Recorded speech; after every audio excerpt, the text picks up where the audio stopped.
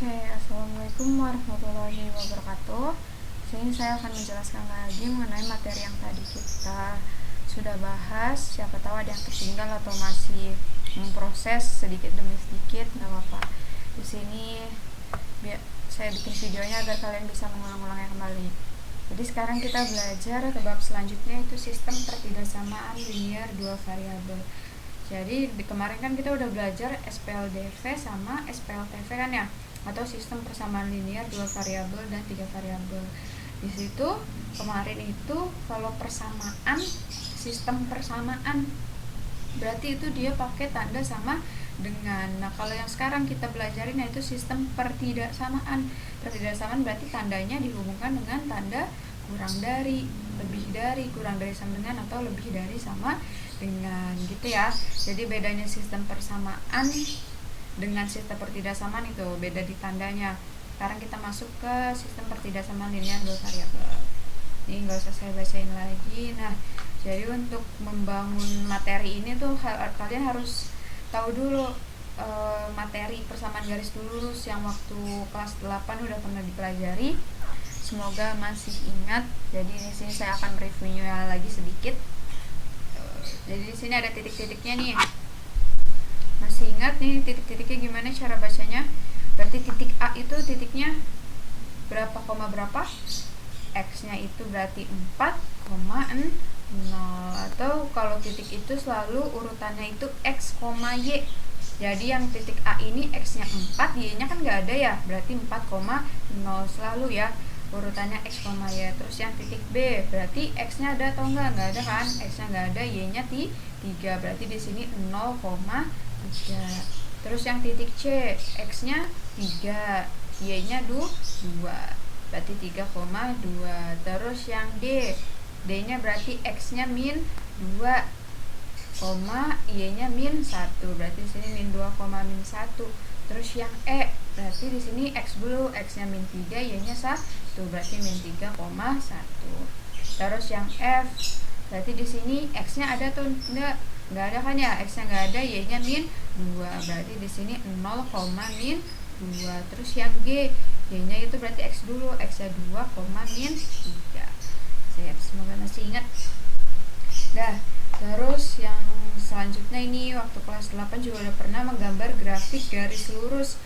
Ini ada dua cara. Yang pertama itu tentukan beberapa titik yang dilalui oleh garis tersebut, minimal 2 titik. Jadi di sini kalian nanti tentuin titiknya berapapun gitu. Mau ngambil X-nya misalkan 0, 2, 3, 4, 5 dan seterusnya, itu terserah. Yang penting ini minimal 2 titik. Jadi dengan 2 titik itu kalian udah bisa gambar garis, sebuah garis gitu. Jadi nggak usah banyak-banyak titiknya, cukup 2. Terus lalu buat garis lurus yang melaluinya. Misalkan di sini biasanya guru kalian yang waktu SMP ini bikin tabel gitu ya, X-nya berapa, Y-nya berapa, atau biasanya ada juga yang bentuknya gini. Nah, itu sama aja sebenarnya. Gitu. Berarti misalkan di sini saya pengen X-nya itu 2. Ketika X-nya 2 berarti Y-nya berapa? Kita masukin ke sini atau substitusi ke persamaan garisnya. Berarti kan 2 kali X-nya masukin atau substitusi, jadi 2 ditambah 3Y sama dengan 6. 2 kali 2 4 ditambah 3Y sama dengan 6. Berarti 3Y sama dengan 6 dikurang 4, 4-nya pindah ruas. 6 kurang 4 2. Berarti Y-nya sama dengan 2/3. Berarti ketika X-nya 2, Y-nya 2/3 gitu. Ini kan masih satu titik lagi. Misalkan saya pingin X-nya itu 0. Terus ketika X-nya 0, Y-nya berapa? Kita masukin lagi. Si X-nya 2 kali 0 ditambah 3Y sama dengan 6. Berarti 2 kali 0 kan ya? 0 tambah 3Y tetap 3Y sama dengan 6. Berarti Y-nya sama dengan 2. Tuh. Berarti ketika X-nya 0, Y-nya 2. Udah, kita udah dapat 2 titik. Tinggal digambar koordinat kartesiusnya. Ini dia sumbu X, yang mendatar sumbu X, yang vertikal sumbu Y. Berarti ketika X-nya 2, Y-nya 2/3. Berarti ketika X-nya 2, Y-nya 2/3, atau di sini misalkan 2/3. Ini kita hubungin. Nah, sini. Terus ketika X-nya 0, Y-nya 2. Ketika X-nya 0, Y-nya 2. Berarti X-nya nggak ada kan ya? Y-nya 2. Misalkan di sini. Nih, berarti titiknya di sini nih 0,2. Udah dapat 2 titik, kita langsung gambar garisnya atau hubungkan.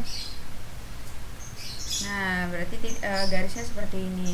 Jadi yang cara pertama ini nebak-nebak gitu ya, x-nya berapa, y-nya berapa. Jadi x-nya itu terserah kalian angkanya berapa aja. Gitu. Pokoknya 2 titik aja. Menentukan 2 titik aja, nggak usah banyak-banyak. Nah, kemudian yang cara kedua ini yang biasanya sering digunakan di soal-soal. Ini menentukan titik potong terhadap sumbu y dan titik potong terhadap sumbu x. Waktu kelas 8 juga udah pernah. Ketika titik potong terhadap sumbu x itu ketika y-nya sama dengan 0. Ini tinggal kebalikannya aja. Titik potong terhadap sumbu x itu ketika y-nya sama dengan 0. Titik potong terhadap sumbu y itu ketika x-nya sama dengan 0. Misalkan yang pertama di sini sama lagi ya, soalnya itu ada 2x plus 3y sama dengan 6. Kita cari dulu pertama tipot atau titik potong ya, biasa saya singkat jadi tipot. Tipot terhadap sumbu x, tipot sumbu x itu berarti y-nya sama dengan 0.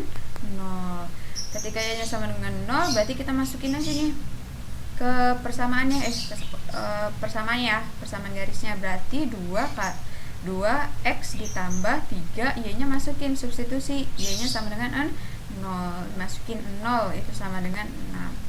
Berarti 2x ditambah 3 kali 0, 0 kan ya, 2x tambah 0 tetap 2x sama dengan 6. Berarti x-nya sama dengan 3, 6 bagi 2. Berarti ini titiknya berapa? 3,0, karena tadi ya selalu urutannya x, y, x-nya 3, y-nya 0. Terus yang kedua kita cari titik potong terhadap sumbu y. Tipot sumbu y. Sumbu y itu ketika x-nya sama dengan 0. Tuh, berarti ya udah tinggal masukin deh ke persamaan garis lurusnya. Berarti 2 kali x-nya ganti jadi 0. 0 ditambah 3y sama dengan 6. Berarti 2 kali 0, 0. 0 tambah 3y, 3y sama dengan 6. Berarti y-nya sama dengan 2. Berarti ini titiknya berapa? Selalu urutannya x, y. Berarti x-nya 0, y-nya 2. Gitu. Paham ya? Jadi pokoknya titik potong terhadap sumbu x itu ketika y-nya sama dengan 0, titik potong sumbu y ketika x-nya sama dengan 0. Ini tinggal digambar koordinat kartesius ya. Berarti tadi ada titiknya 3,0. Ini sumbu x, ini sumbu y ya. X 3,0 berarti di sebelah kanan 3, 3,0. Sini x-nya 3, y-nya 0, y-nya nggak ada. Terus yang kedua x-nya 0, y-nya 2, berarti di atas. Ini yang dimaksud titik potong sumbu x sama titik potong sumbu y. Jadi si garisnya ini ibaratkan kayak gunting gitu ya.